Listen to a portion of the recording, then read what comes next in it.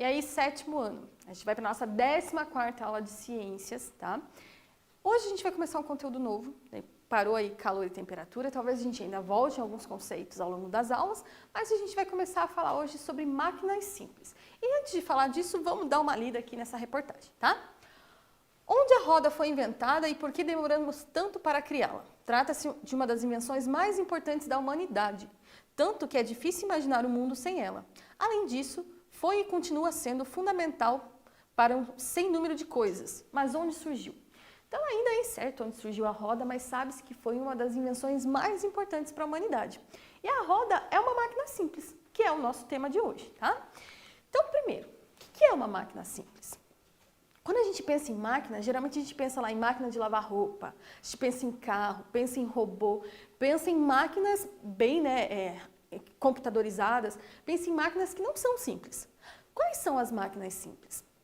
Máquinas simples não são essas, obviamente, né? Essas a gente considera até máquinas complexas. As máquinas simples são aquelas que geralmente elas fazem um único tipo de movimento. E elas foram criadas para facilitar o trabalho do homem.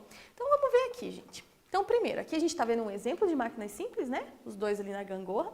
A gangorra é uma alavanca, que é uma das máquinas simples que a gente vai estudar. E quais são os objetivos de qualquer máquina simples? Primeiro aqui, gente, tornar o trabalho mais fácil, mais rápido e mais eficiente.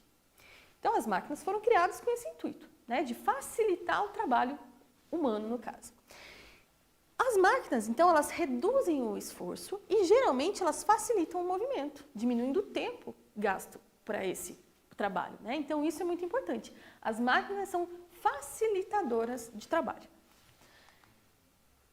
O que elas são capazes de fazer? Elas são capazes de mudar a força, então você projeta uma força sobre ela e ela deixa essa força maior onde ela está sendo projetada, e ela pode alterar o sentido e a direção da força.